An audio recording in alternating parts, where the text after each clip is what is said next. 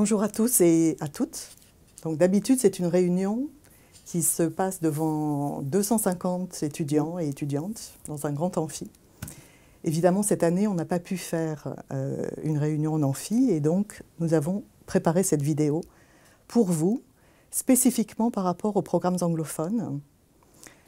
Donc programmes anglophones hors Europe. Donc vous aurez d'autres vidéos pour d'autres présentations, d'autres programmes.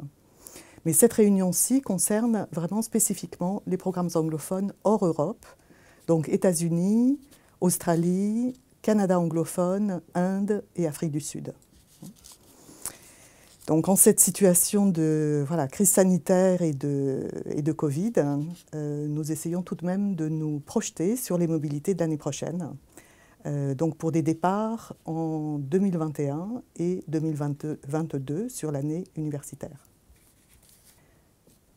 Donc la première chose à faire, si vous n'avez pas déjà fait, c'est de passer au bureau 02, donc à la DRIF, au bâtiment UNESCO, mais aussi de consulter votre coordinateur départemental ou coordinatrice départementale dans votre département. Donc pour chaque département, nous avons une personne contact qui va être vraiment votre personne ressource dans le département et qui va faire le lien entre les programmes anglophones, donc le bureau 02 de la DRIF et votre département. Donc c'est avec cette personne qui est une enseignante ou un enseignant que vous allez pouvoir vérifier si vous avez la possibilité de partir en mobilité l'année prochaine, si votre parcours le permet, si votre niveau d'études le permet, si vous avez la possibilité de partir en L2, peut-être pas, ou en L3, en Master 1 ou en Master 2. Donc il y a un certain nombre de restrictions et un certain nombre de critères qui vont être particulièrement importants dans le déroulé de la préparation de votre mobilité. Donc, si vous n'êtes pas encore passé au bureau 02, vous aurez un certain nombre de documents qui seront à votre disposition. André, donc, que je présente pour l'instant de façon rapide, mais c'est la personne avec laquelle vous allez avoir le plus de contacts. Elle est toujours au bureau 02, avec un certain nombre d'horaires assez précis. Elle est responsable, elle est gestionnaire en fait de mobilité et donc c'est elle qui est chargée de tout ce qui concerne l'administration et donc vos inscriptions, etc. Elle va vous expliquer exactement ce qu'elle fait dans le bureau. En ce qui me concerne, donc, je suis Judith Misraé-Barak, donc je suis enseignante-chercheur au département d'anglais, d'études anglophones, et je suis responsable pédagogique des programmes anglophones hors Europe. Donc c'est moi qui suis chargée de toute la partie, disons, politique, pédagogique. Donc je m'occupe principalement du contact avec les universités partenaires, des conventions aussi avec ces mêmes universités partenaires. Je m'occupe de tout le suivi aussi de votre candidature. Je vous aide à choisir aussi certaines des universités. Donc toutes les deux, finalement, nous vous épaulons dans un certain nombre de vos démarches et pour la constitution de votre dossier, la compréhension de ce qui est attendu de vous et de ces mobilités que vous allez avoir à préparer. Donc vous avez déjà vu que il y a André qui est gestionnaire administrative, moi qui suis responsable pédagogique et politique, et votre coordinateur pédagogique. Donc nous sommes finalement les trois personnes ressources qui vont être vraiment importantes dans vos mobilités. Avant, pendant et après. Donc une fois que vous aurez regardé cette vidéo, une fois que vous aurez consulté les documents qui sont à votre disposition au bureau, dans le couloir, devant le bureau et aussi à l'intérieur du bureau. Donc vous pourrez commencer à constituer votre dossier. Mais, donc il faut que vous sachiez un certain nombre de choses. Donc vous ne pourrez pas partir en mobilité, évidemment, si vous ne validez pas l'année en cours. Donc si vous ne validez pas votre année 2020-2021, vous ne pourrez pas partir, même s'il ne vous reste qu'un module à valider, même s'il ne vous reste qu'un semestre à valider, ce ne sera pas possible. Vous ne pouvez pas partir non plus si vous êtes en double cursus. Ou alors vous pouvez partir, mais vous ne pouvez valider qu'un seul cursus et non pas les deux. Donc il vous faudra choisir en fait sur l'un de ces cursus et donc un seul diplôme pourra être validé. Les masters MEF aussi, en général, vous n'avez pas le droit de partir. Donc ça, c'est vraiment quelque chose à voir avec vos coordinateurs de département. C'est eux, au niveau du département, qui vont vous donner le feu vert et vous dire, oui, vous pouvez partir à tel niveau, pas à tel autre, à quel moment, sur une année entière, sur un semestre seulement. Voilà, ça se passe vraiment au niveau du département. Et ensuite, c'est au niveau de la DRIF.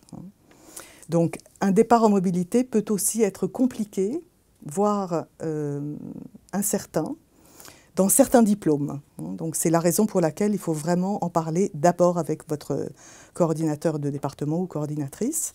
Donc, en particulier, les licences et les masters pro, en général, c'est compliqué.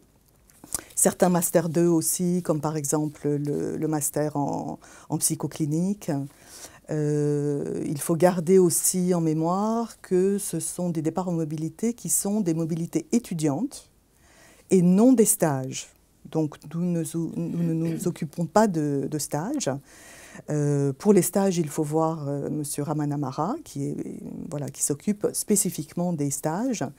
Nous nous occupons des mobilités de cours, c'est-à-dire que le principe des mobilités, c'est que vous allez suivre des cours dans une université partenaire, vous passez les examens dans cette université partenaire, et ensuite vous rapportez donc des notes qui nous sont envoyées, notes qui servent, une fois qu'elles ont été transférées, traduites finalement dans le système français. Ces notes seront utilisées évidemment pour la validation de votre diplôme à l'université Paul Valéry. Donc ce sont des mobilités qui vous permettent de valider évidemment le diplôme de votre université d'attache et non pas le diplôme de l'université partenaire. Heureusement pour vous d'ailleurs, puisque dans une mobilité d'échange, la base, c'est le principe même des échanges. Vous payez vos droits de scolarité dans votre université d'attache et non pas dans l'université d'accueil. Quand on sait que dans tout ce qui est université dans le monde anglophone, en général, donc Australie, États-Unis particulièrement, mais aussi Canada, Australie, etc., et Afrique du Sud, de la même façon. En Inde, c'est un petit peu différent, mais bon, le principe est le même. Donc, ce sont des universités où, en général, les droits de scolarité sont très élevés. Et donc, vous avez évidemment la possibilité de partir sans payer ces droits de scolarité. Donc, si vous partez pour une année d'échange aux États-Unis, par exemple, c'est comme si vous aviez une bourse d'études de 20 000 ou 30 000 ou 40 000 $. Sauf que, évidemment, vous n'aurez jamais cet argent dans votre poche. Mais grâce aux échanges et grâce aux conventions qui sont signées d'une université à l'autre, entre partenaires avec l'université Paul Valéry, vous avez la possibilité de passer 1 an à suivre ces cours comme un étudiant qui serait inscrit là-bas sur cursus, sauf que vous n'en payez pas le tarif. Voilà, donc nous avons en fait, à l'intérieur de ces programmes anglophones hors Europe, donc il y a 2 types de programmes.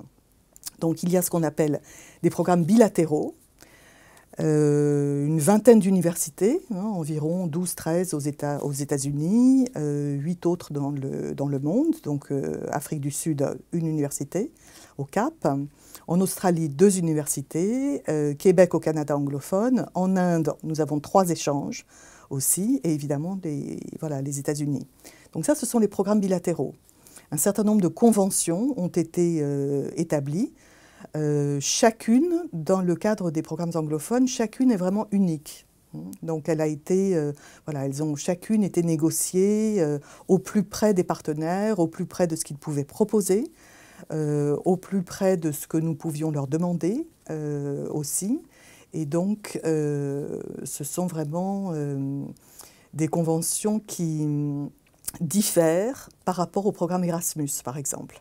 Le programme Erasmus est vraiment un programme qui est le même pour toutes sortes d'universités. Ce sont aussi des échanges qui sont rattachés au département.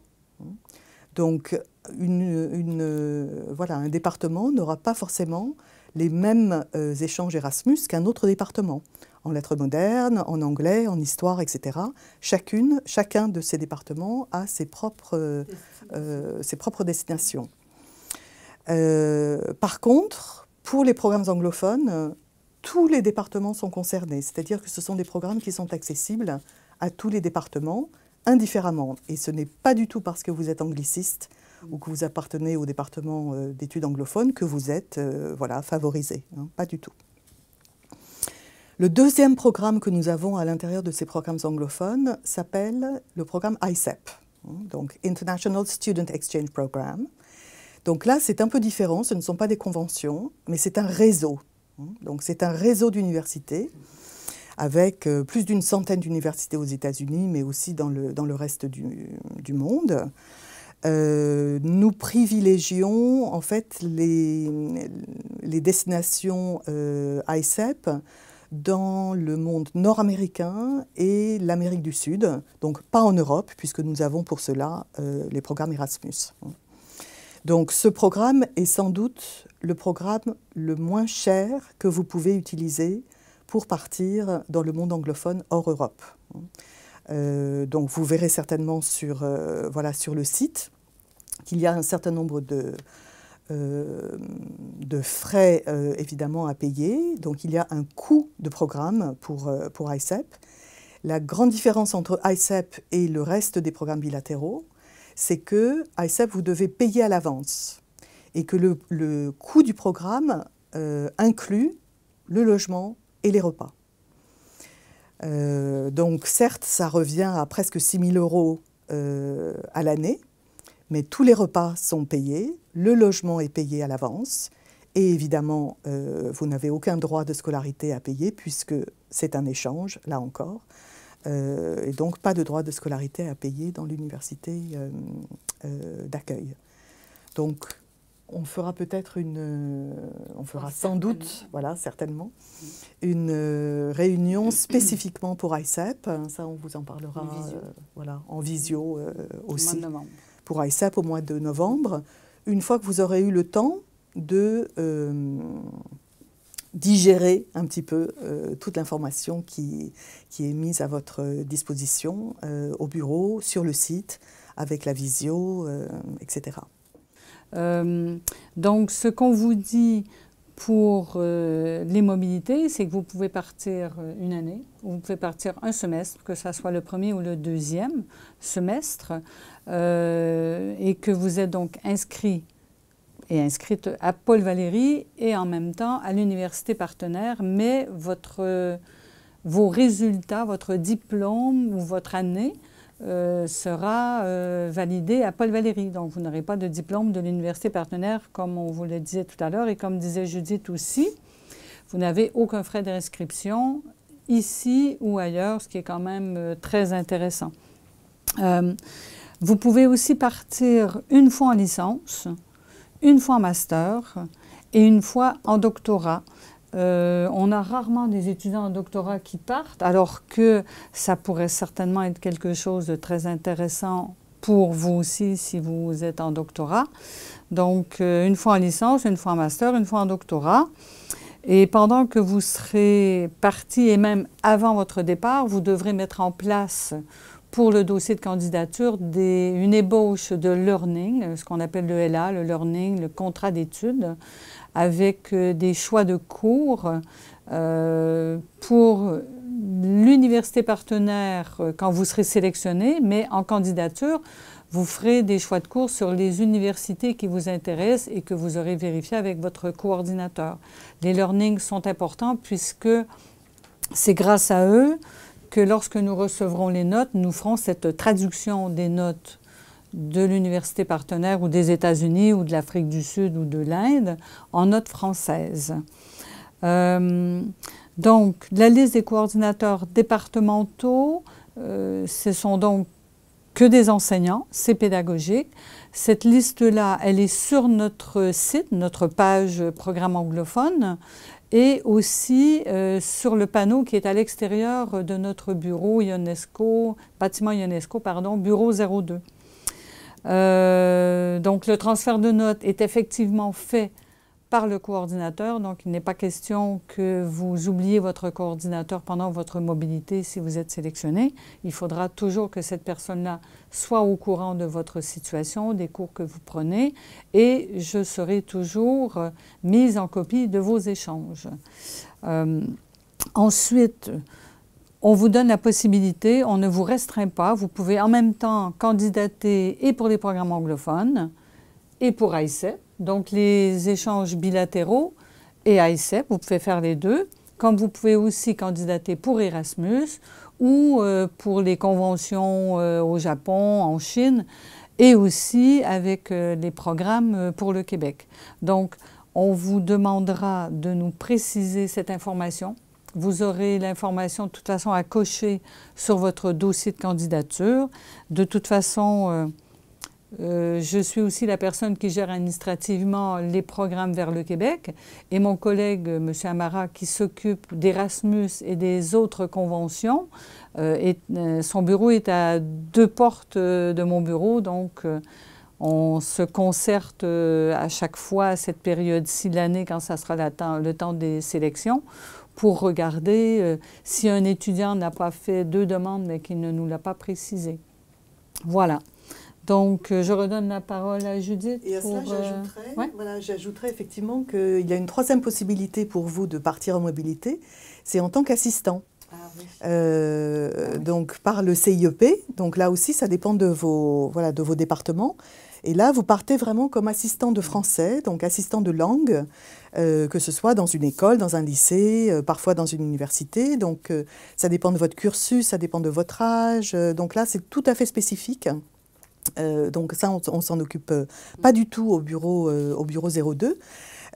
Par contre, on ne vous autorise pas à postuler à la fois pour nos programmes anglophones, pour le BCI, c'est pareil, j'imagine, parce que les réponses, en fait, pour le CIEP arrivent de façon très tardive. Et donc, cela ne sert à rien, finalement, parce que nous, les programmes anglophones, on fait notre sélection de façon très précoce. Ça se passe à la fin janvier, donc vous avez un dépôt de dossier à faire avant le 15 janvier maximum. Le 16, c'est plus bon, hein, donc on tient vraiment au respect des dates. La commission, donc vous passerez devant une commission de sélection, un très court entretien, mais c'est un entretien qui est assez révélateur et qui est important en fait pour la sélection des programmes anglophones. Donc ce n'est pas seulement une sélection sur dossier comme pour Erasmus, mais il y a un comité, une commission de sélection devant laquelle vous devez passer, et ça se passe en général à la fin janvier. Donc début février, vous avez déjà les réponses en fait de la sélection. Vous savez vous savez si vous êtes sélectionné, vous savez où vous partez, où vous avez été placé, si vous êtes en liste d'attente, voilà, ce genre de choses. Il y a aussi, pardon, au département d'anglais qui travaillent aussi avec des TIE. Oui, absolument. Ouais.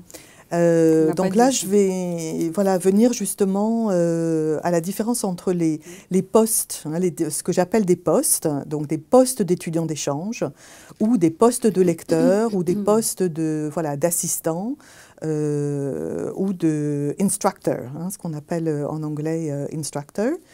Donc, je vous ai parlé des postes d'assistants pour le CIEP. Donc nous, on ne s'occupe pas des postes d'assistants. Donc c'est vraiment plutôt dans les écoles, les lycées, etc. Le secrétariat du voilà, département secrétariat des départements. Par contre, donc étudiant d'échange, vous partez pour suivre des cours. Vous ne partez pas en tant qu'étudiant international. Parce que si on parle d'étudiant international, à ce moment-là, ça se réfère aux étudiants qui payent les droits de scolarité dans telle ou telle université, et donc qui auront un diplôme de cette université. Donc si vous voulez partir en tant qu'étudiant individuel, international, et avoir un diplôme de l'université Concordia, University of Washington, Loyola, etc., vous vous inscrivez directement, vous payez les 20 000, 30 000 ou 40 000 $ de droits d'inscription, et vous ne passez pas du tout par l'université Paul Valéry ou par nous. Donc nous nous occupons des échanges. Donc, étudiants d'échange, il y a aussi des postes de lecteurs. Donc, lecteur ou lectrice en université. Donc là, c'est uniquement des postes d'université, évidemment. Et donc, vous partez pour donner des cours au département de français dans certaines universités. Vous avez aussi des cours à suivre en tant qu'étudiant. Donc, ça, c'est relativement crucial à comprendre. Parce qu'il faut vraiment être très bien organisé, savoir avoir une certaine force de travail, de façon à pouvoir à la fois suivre des cours en tant qu'étudiant, les valider, c'est très important pour la pérennité de nos conventions d'accord, et donner des cours en tant que lecteur aux étudiants de français là-bas, de première année, de deuxième année, voire de troisième année dans les universités. Vous êtes évidemment encadré. Vous avez des cours, vous avez un cours de méthodologie aussi, donc c'est particulièrement intéressant pour tous les étudiants qui voudraient se destiner à l'enseignement. Nous avons aussi plusieurs postes d'ailleurs, de French International Fellow. Ce sont des postes dans les maisons françaises. Donc un certain nombre d'universités, aux États-Unis uniquement, ont des postes de tuteurs, tuteurs, tutrices, dans les maisons françaises. Et donc vous êtes logé avec les étudiants américains qui font du français là-bas. Donc on vous demande de parler français évidemment avec eux, on vous demande un certain nombre d'activités à faire avec eux. Donc il y a aussi la gestion d'un budget. Donc il y a plusieurs types de postes. Ça, on pourra y revenir brièvement à la fin. Et puis vous pourrez aussi découvrir ça sur le site et venir m'en parler lors des permanences individuelles que j'aurai au mois de novembre, donc au bureau. Moi, je voudrais juste revenir sur un truc qu'il faut rajouter aussi pour les TA, là, pour les lecteurs. Pour ne pas qu'ils prennent peur, ils auront moins de cours à valider qu'un étudiant qui part en échange, oui, évidemment. Voilà. Donc en général, vous avez 3 cours à valider en tant qu'étudiant quand vous avez un poste de lecteur. Donc 3 cours, 3 cours dans l'année, 2 cours en général sur un semestre, un cours sur l'autre. Ça, c'est les cours à donner. Mais en fait, les cours à donner, vous avez quand même 3 cours par semestre, en général, en tant qu'étudiant. Sinon, si vous n'avez pas de poste de lecteur à assurer, si vous partez uniquement en tant qu'étudiant d'échange, à ce moment-là, vous avez en général 4 cours par semestre. Mais il faut savoir que le volume horaire est bien plus important que le volume horaire que vous avez ici. Et vous avez vos cours souvent 3 ou 4 fois par semaine, mais ça peut être des périodes de 50 minutes ou d'1 heure et quart, et non pas 2 heures ou 3 heures une fois par semaine comme ici. Donc bon, ça, voilà, on rentrera dans les détails plus tard. Ce qu'il est très important aussi de faire et que vous pouvez faire donc dès maintenant évidemment, c'est de venir donc au bureau et de consulter les 2 classeurs que nous préparons chaque année pour vous. Donc, ils sont remplis avec des fiches de renseignement que l'on demande à chaque fois aux étudiants qui sont partis, donc qui sont sur place, donc fiches de renseignement qui ont été remplies. Et donc ça, c'est évidemment plein de renseignements, à la fois financiers, administratifs, généraux, etc. Donc vous demandez à consulter les dossiers. les classeurs, donc au bâtiment UNESCO, et vous mettez dans le couloir, vous regardez tout ça, vous pouvez prendre des photos. Voilà, hein. Comme ça, quand vous venez lors de mes permanences individuelles, à laquelle je vous recommande vraiment de venir, ça permet d'éclaircir beaucoup de choses. À ce moment-là, vous avez déjà consulté votre coordinateur, vous avez déjà regardé les fiches de renseignement, vous avez déjà regardé le site évidemment, et du coup, vous avez des questions beaucoup plus précises et auxquelles je peux répondre de façon beaucoup plus pointue, hein. Le dossier de candidature, donc comme Judith le disait, il est à récupérer au bureau 02, bâtiment UNESCO, au plus tard pour le 15 novembre. Donc vous avez ce dossier à remplir, vous devez mettre des documents à l'intérieur. Vous devez aussi, évidemment, on n'en a pas parlé, passer le test du TOEFL, et on en parlera un petit peu plus tard. Et donc vous devez mettre tous les documents que nous vous demandons à l'intérieur de ce dossier qui est à rendre pour le 15 janvier au plus tard à 16 h. Et je donnerai des rendez-vous aux étudiants. Je vous demanderai de me donner 3 créneaux de rendez-vous et puis on verra avec les autres créneaux des étudiants. Je vous confirmerai un créneau. Vous pourrez venir déposer votre dossier. Normalement,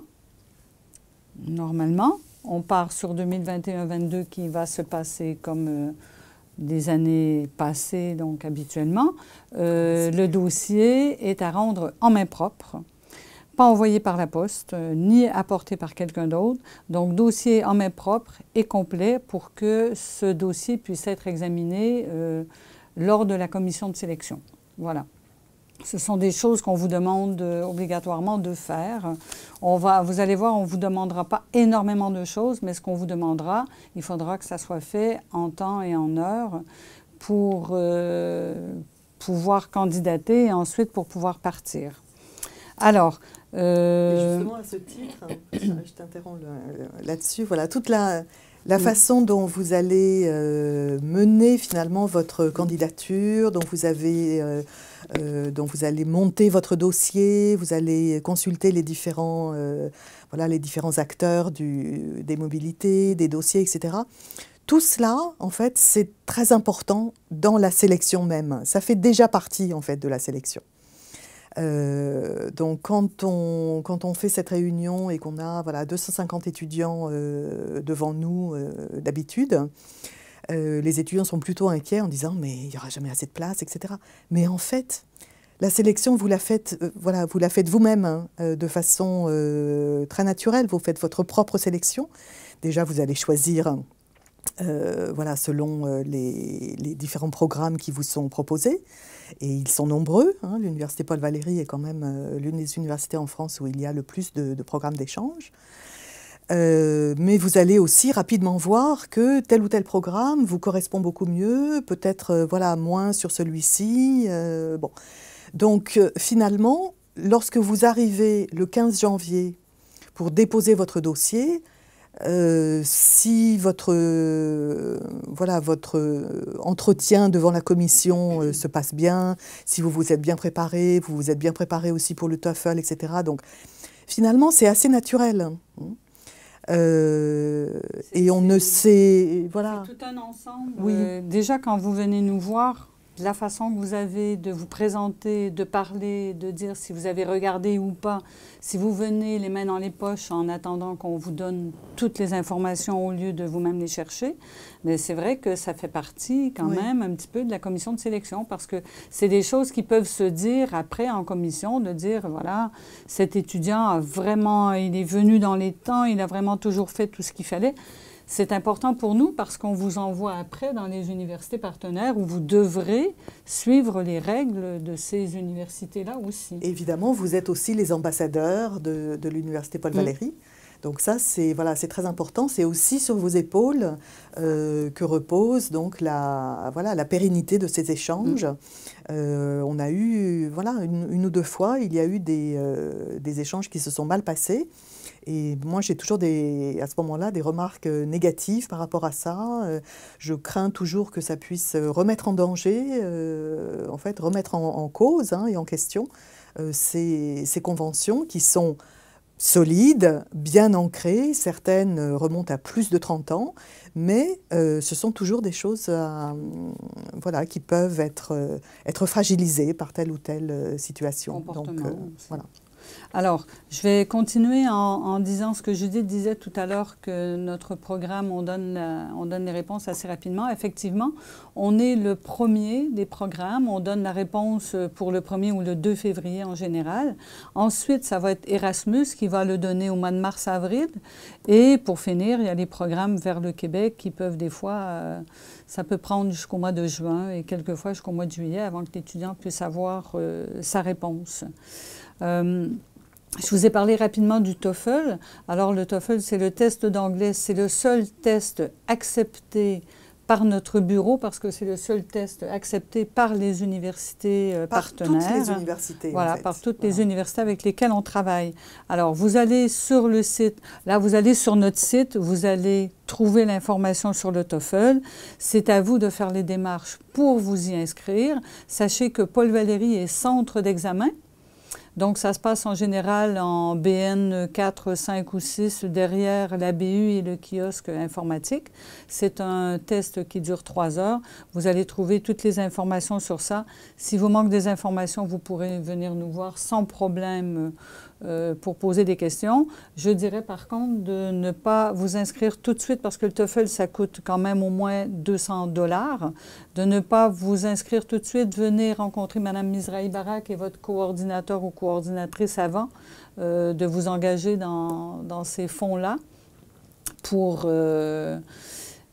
pouvoir être sûr que votre dossier est valable. Déjà, pas votre dossier, mais enfin, presque vous pouvez voilà. vous avez le feu vert de votre département pour commencer à préparer une mobilité. Donc effectivement, on est sur un peu une sorte de corde raide. Il faut déjà vous préparer au TOEFL, vous inscrire donc au test, payer les 250, presque 250 euros, c'est quand même pas rien. Même si c'est valable 2 ans, donc on réfléchit quand même avant de faire une telle dépense. Surtout que ce n'est pas de passer le TOEFL qui vous garantit d'être sélectionné. Donc ça, c'est tout un ensemble. Donc il faut attendre un peu, mais en même temps pas trop. Parce que si vous attendez trop, donc du coup, il y aura moins de places disponibles pour passer le TOEFL à Montpellier, à Paul Valéry.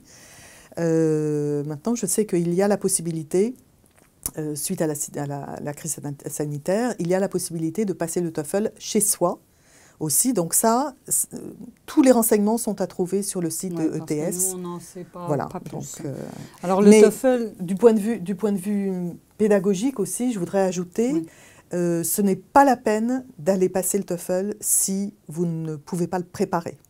Donc il faut vraiment le préparer. Les anglicistes aussi, surtout, ont parfois l'impression que parce qu'ils sont anglicistes, ils peuvent le passer et qu'ils auront forcément un bon résultat. Non, c'est vraiment une histoire de format, c'est une histoire de préparation. Il faut savoir exactement ce que l'on vous demande, hein, c'est très rapide.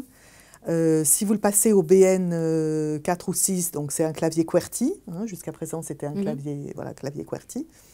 Donc, c'est vraiment une histoire de préparation. Et sinon, vous allez être déçus. Bon, pour ne pas vous faire peur, hein, quand même. On a beaucoup d'étudiants qui le réussissent. Good cop, bad cop. Ouais. Qui réussissent à avoir de très, très bons résultats. Et pour 2 choses en plus, vous devez le passer absolument avant le 31 décembre, obligatoirement, pour qu'on puisse avoir les résultats lors de la commission. Le 1er janvier, c'est plus bon. Voilà. Et ensuite, vous pouvez aller sur notre site, Programme anglophone, et vous allez voir vers la fin, presque en bas, vous allez voir les niveaux de TOEFL demandés. Donc, ce sont les niveaux demandés par les universités partenaires. Si une université partenaire vous demande 80 sur 120 et que vous avez 75, vous ne pourrez pas candidater pour cette université-là. Et c'est à 1 point près, vraiment. Donc, Voilà, donc si tu veux continuer avec les garanties Voilà, pour financières. Oui, autre chose qui est important, et là aussi, c'est différent par rapport à Erasmus, évidemment, puisqu'on est dans voilà, le monde anglophone hors Europe.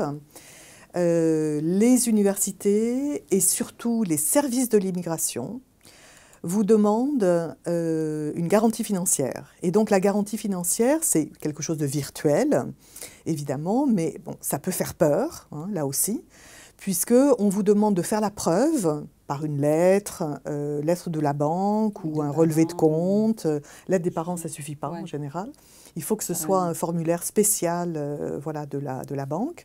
Et donc, toutes les sommes qui seraient accumulées donc lors de votre mobilité, même si ce ne sont pas des sommes qui sont à débourser voilà, tout de suite avant la mobilité ou juste à votre arrivée.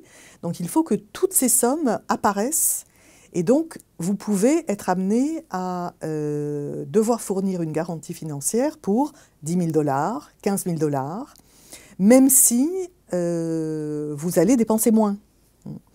Mais sans cette garantie financière, les universités ne vous donneront pas la lettre d'acceptation. Donc c'est voilà, c'est absolument impératif. Les bourses dont on va parler, on en parlera après, mais ça ne rentre pas non plus dans cette garantie financière, parce que c'est de l'argent que vous n'aurez que dans un an. Oui. Voilà. Donc ça, c'est souvent, voilà, c'est souvent un problème, en fait, depuis qu'on s'occupe de ces échanges. Donc ça fait maintenant presque 12 ans. On a eu 2 fois le cas où il y a eu un refus, en fait, de l'université parce que la garantie financière n'était pas suffisante. Alors que tous les autres documents étaient bons, tout avait été validé, etc. Mais au dernier moment, ça a été impossible et refusé. Donc, pensez-y. Hein. Et il y a aussi les frais cachés, donc il faut aller à Paris pour faire le visa. Il y a des frais de visa aussi, voilà. Et là, les fiches de renseignement dont parlait Judith tout à l'heure de nos étudiants peuvent servir aussi justement à dire aux étudiants combien ça coûte tous ces petits frais cachés aussi. Et c'est aussi des choses dont on peut parler lors des rendez-vous individuels, puisque chaque université, là aussi, est différente. Donc il y a certaines universités où le coût du logement, le coût des repas peut être plus cher, plus élevé que dans d'autres universités. C'est vraiment ASEP qui coûte voilà, le moins cher, mais là encore, il faut avoir un petit peu donc un esprit ASEP et une culture ASEP. Il faut être très organisé là aussi et ne pas avoir du tout de phobie administrative, hein, parce qu'il faut voilà, être vraiment capable de suivre les choses de près. Donc je pense qu'on a déjà parlé en fait pas mal des critères de sélection. Ouais. Donc le dossier académique, il y a des lettres de recommandation. 2 lettres de recommandation d'enseignants. Lettre de motivation aussi, qui est très importante. Et s'il vous plaît, lors de ces lettres de motivation, quand vous allez nous expliquer voilà, pourquoi vous voulez partir, ne les faites pas à la française. Hein. Faites-les plutôt à l'anglophone. Essayez de faire en sorte qu'on ait envie de vous faire partir. Ne nous dites pas simplement que vous voulez partir à l'étranger pour découvrir la culture de l'autre. Hein. Ça, on le sait, sinon on ne s'occuperait pas de ces programmes-là. Donc, donnez-nous des choses vraiment précises. Hein. Donnez-nous des biscuits qui nous fassent comprendre où vous en êtes de votre parcours, pourquoi vous avez besoin de partir maintenant. Ça peut être une anecdote aussi, enfin des choses vraiment très, très précises, hein, parce qu'on lit de près donc, ces lettres de motivation. Une chose aussi que je voudrais ajouter, c'est le fait que les étudiants qui sont déjà partis en mobilité ne sont pas forcément prioritaires. Et là, dans la situation de crise sanitaire aussi, où nous avons tout un groupe, hein, toute une promotion finalement d'étudiants qui n'ont pas pu partir à cause de la crise sanitaire, ces étudiants-là, s'ils repostulent donc sur les mêmes destinations, seront prioritaires sur ces destinations-là. Donc c'est aussi quelque chose à, voilà, à prendre en compte. Hein. On navigue aussi beaucoup à l'aveugle, là, on ne sait pas exactement voilà, quels seront le nombre de places disponibles. Voilà. Il y a 1 ou 2 conventions aussi qui sont en cours de renouvellement. Donc c'est peut-être l'année où on est le plus dans le flou. Pas dans le flou, mais... Ouais. Bon, on est quand même...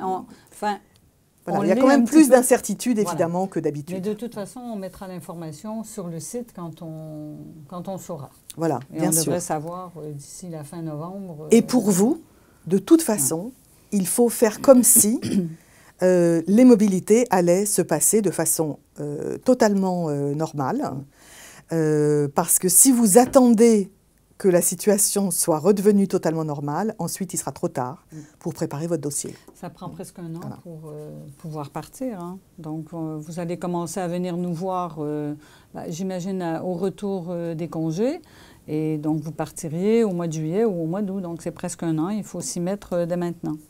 Je pense que ce qu'on a... On arrive, plus ou moins mais peut-être que tu pourrais rajouter... parce qu'on a... Oui, je vais parler des bourses, mais il y a aussi le fait que nous, il y a 2 sélections. Il y a la nôtre et ensuite il y a celle de l'université partenaire aussi. Bien sûr. En fait, il y a celle du département, celle de votre département qui n'est pas vraiment une sélection, mais qui est une sorte de feu vert. Après, il y a la sélection par la DRIF. Et ensuite, il y a effectivement la confirmation de la sélection par l'université partenaire. Donc, une fois que vous avez été sélectionné par l'université Paul Valéry, moi, je vous nomine, hein, quelque part. Voilà, j'envoie un mail de nomination où je fais la nomination sur un portail qui est ouvert par les universités partenaires. Donc, de façon, voilà, c'est très, très encadré. Et ensuite, vous faites votre dossier en ligne pour ces universités-là. Donc, évidemment, je suis toujours là en cas de souci, en cas de problème. Donc, on vous accompagne vraiment du moment de du début de votre candidature jusqu'à votre arrivée et jusqu'à votre retour, en fait, à Montpellier. Hein. Donc, André et moi, on s'occupe vraiment de toute cette période-là, en fait, sur plus d'1 an. Et donc, vous êtes vraiment encadré, accompagné de façon relativement précise. Donc, je vais continuer avec les bourses pour commencer par vous dire, de toute façon, les informations qu'on a là, ce sont pour les informations pour cette année, donc 2021. Pour 21-22, ça devrait être à peu près les mêmes procédures et les mêmes enveloppes financières. Mais bon, pour l'instant, on est en 2020-21, donc on ne peut pas vous dire assurément que ça sera la même chose pour 21-22. Alors, si vous êtes boursier du Crous, donc boursier sur critères sociaux, c'est à vous de continuer de faire la demande au Crous pour recevoir cette bourse-là. Et si vous êtes effectivement boursier sur critères sociaux, vous aurez aussi la possibilité, vous serez bénéficiaire de la bourse AMI, qui est la bourse d'aide à la mobilité internationale, qui nous est donnée par le ministère de l'Enseignement supérieur. Et donc, ça veut dire que c'est une bourse, c'est un montant de 400 € par mois pendant maximum 7 mois pour 1 année de mobilité. Et je crois que c'est 3 mois pour un semestre ou 4 mois pour un semestre. Donc ça, c'est automatique. Vous n'avez rien à faire, sauf à nous faire parvenir une attestation d'arrivée, votre notification définitive de bourse, et puis normalement, et un RIB, évidemment, pour savoir où envoyer l'argent, et c'est bon. Ensuite, il y a la bourse région. Donc, la région aussi privilégie des étudiants qui sont boursiers sur critères sociaux. Donc, vous n'aurez qu'à remplir une petite procédure en ligne et vous devriez avoir la bourse région automatiquement. Par contre, si vous n'êtes pas boursier, malheureusement, du Crous sur critères sociaux, vous n'aurez pas la bourse AMI. Et vous pourrez demander la bourse région, mais c'est à vous de faire les démarches en allant sur le site de la région Occitanie. Donc, Pour information, tout ce qui concerne les bourses, outre, à part la bourse du Crous, où c'est vous en contact avec le Crous, c'est avec mon collègue Raman Amara que vous verrez pour les versements, s'il y a des problèmes et tout ça, en me mettant évidemment toujours en copie. Voilà. Donc, Bourse Région, ne pas oublier, parce que c'est important, elle n'est disponible qu'aux étudiants en L3, Master 1 et Master 2. Donc, si vous partez en L2, vous ne pourrez pas y avoir accès en doctorat non plus. Donc, je vais revenir avant que Judith vous parle un petit peu de chaque université. Voilà. Donc, les démarches à suivre. Voir votre coordinateur ou votre coordinatrice de département, lui demander si, voilà, si c'est possible de partir. Ensuite, vous devez regarder notre site, la foire aux questions attentivement, où il y a 60 questions-réponses, et venir voir au bureau les fiches de renseignement remplies depuis des années par nos étudiants qui sont déjà partis en mobilité. Quand vous aurez un peu affiné votre sélection, vous venez nous voir, surtout Judith, évidemment, qui connaît toutes les universités, qui pourra vous dire celle qui peut convenir peut-être plus à votre tempérament qu'une autre, grande université, peut-être plus petite université. Moi, venir me voir pour le côté administratif aussi. Ensuite, n'oubliez pas, si vous êtes intéressé par ICEP, nous ferons une visio. On a déjà parlé tout à l'heure de la date entre nous avant de venir ici. Ça serait le lundi 16 novembre à 17 h. Ça sera sur Cisco Webex. On va s'occuper de tout mettre en place et on vous informera par le site et peut-être par mail, si vous nous avez contacté, de comment vous allez faire, des démarches à suivre. Donc, après cette réunion-là, dossier de candidature à récupérer pour le 15 novembre. Ensuite, ce dossier est à rendre en main propre, complet, pour le 15 janvier. N'oubliez pas que vous devez passer le TOEFL aussi avant le 31 décembre. La commission de sélection aura lieu la dernière semaine de janvier, donc c'est toute la journée. On vous dira la semaine d'avant si vous passez le matin ou l'après-midi, mais on ne pourra pas être peut-être vraiment plus précis sur le créneau que vous aurez. Judith va en parler. Dans les personnes à voir aussi, coordinateur. Oui, je vais en parler. Voilà, OK. Donc, pour moi, j'ai dit ce que j'avais à dire, donc je laisse Judith continuer. Voilà, donc juste pour terminer, effectivement, je voudrais simplement vous dire quelques mots à propos des universités, mais là aussi, donc, il y a un cahier info qui est disponible sur le site. Pour l'instant, on se réfère au cahier info qui est celui de 2020-21. Il sera mis à jour, mais je pense qu'il faut quand même se préparer, enfin pour vous, je pense que c'est bien de le savoir, il faut quand même se préparer au fait qu'on aura peut-être une offre qui sera plus restreinte que d'habitude. Peut-être que certaines universités seront plus frileuses et voudront peut-être attendre encore un peu. Il y a aussi le fait que les étudiants qui n'ont pas pu partir cette année donc auront priorité. Donc voilà, le nombre de postes pour ceux qui postulent pour la première fois seront peut-être un petit peu plus restreints et réduits que d'habitude. Mais il nous reste quand même en général toujours quelques postes. Voilà, mais d'habitude, nous avons en général plus de postes que de candidats sélectionnés.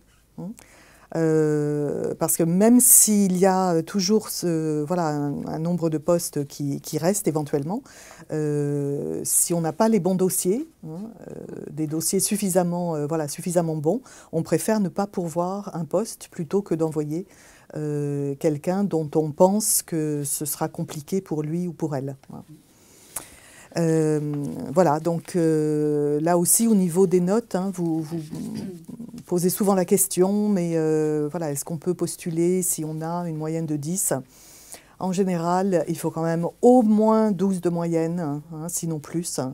Et pour certaines universités qui sont très prisées, qui sont d'excellentes universités, il faut même viser davantage. Voilà. Alors, je voudrais simplement vous mentionner le fait que pour 3 des universités partenaires, Minnesota, Mount Holyoke and UNC Chapel Hill. Nous avons donc 3 directrices sur site, donc directrices de programme, qui accueillent aussi leurs étudiants donc en provenance de ces universités-là, qui ont un bureau à Montpellier et qui, bien sûr, sont aussi à votre disposition si vous voulez aller les rencontrer. Si vous postulez pour des postes de lecteurs dans ces universités-là, Minnesota et UNC Chapel Hill particulièrement, il est fortement recommandé de prendre contact avec elles, évidemment. Non seulement avec moi, aussi avec moi, mais aussi avec elles. Ça fait toujours très très mauvaise impression lors de la commission de sélection du mois de janvier, quand elles réalisent qu'il y a des candidats qui n'ont même pas pris la peine de prendre contact avec elles. Donc en général, ceux-là ne sont pas retenus. Donc ces 3 universités-là sont les 3 premiers accords bilatéraux qui figurent sur le cahier info que vous pourrez consulter. Bon, là aussi, je ne rentre pas dans le détail. Vous verrez donc Bowling Green, voilà, c'est l'une des universités avec William & Mary où il y a des postes de tuteurs ou tutrices des maisons françaises. Donc ce sont des postes différents. Là aussi, vous regardez le détail. Humboldt, il n'est pas sûr qu'ils ouvrent les... Voilà, c'est toujours une université très prisée parce que c'est la Californie. Mais là aussi, il n'est pas sûr qu'ils ouvrent les mobilités donc pour l'année prochaine. Emory, c'est vraiment une des excellentes universités, université privée, université du Sud, très intéressante, à Atlanta. Donc, là aussi, master et doctorat, pas de licence. Donc nous avons en fait tout un panel d'universités qui sont à la fois, enfin qui peuvent être des universités publiques, des universités privées, des grandes universités, des petites universités, des grandes universités dans des petites villes, des petites universités dans des grandes villes, etc., etc. Donc il faut vraiment que vous trouviez, donc chacune est différente. Manhattanville College, par exemple, n'a rien à voir évidemment avec l'université du Minnesota ou University of Washington à Seattle. Donc University of Washington, ce n'est pas à Washington, D.C., je vous le rappelle. De même que SUNY, SUNY Geneseo, New York, c'est New York State.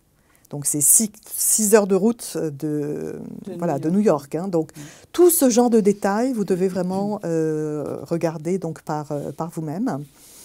Je vous encourage aussi à regarder les autres pays anglophones. Donc, il y a 3 universités en Inde, là aussi uniquement master ou doctorat. Il faut être très bien préparé. Donc là, si vous êtes intéressé par l'Inde, donc je connais bien le pays, on peut vraiment en parler. Nous avons plusieurs étudiants qui sont partis. À chaque fois, ça a été une expérience vraiment très, très enrichissante, mais il faut être politiquement, socialement, mentalement préparé de façon très particulière. Donc voilà, à réfléchir. L'Afrique du Sud aussi, c'est une préparation particulière. Et l'Australie, nous avons 2 très beaux accords. Peut-être qu'il faut se rappeler que l'Australie est très chère, plus chère que les États-Unis. Donc voilà, la dernière fois que j'y suis allée, je réfléchissais avant d'aller prendre un café. Bon, j'exagère un peu, mais à peine. Il y a les 2 universités canadiennes aussi. Et les 2 universités canadiennes, donc chacune à un bout du pays. Concordia, donc excellente université anglophone de Montréal, donc qui ne fait plus partie du BCI, mais qui fait partie de notre programme anglophone hors Europe, et UVic. Donc là aussi, c'est sur une île, donc le coût de la vie est forcément un petit peu plus cher aussi. Donc tout cela, c'est à prendre en compte. Mais voilà, à partir du moment où vous êtes parti pour une candidature, c'est vraiment un moment tout à fait particulier et c'est un changement de vie. Donc ça, c'est aussi important. Et donc, on reparlera de ICEP, spécifiquement donc, dans cette réunion. Nous avons aussi un poste spécifique à l'intérieur de ICEP, qui est un poste de Resident Teaching Assistant, RTA. parce que Beloit, donc Beloit College, qui est au Wisconsin, voulait en fait un étudiant de Paul Valéry qui puisse occuper ce poste-là. Donc depuis plusieurs années, on a cet échange-là.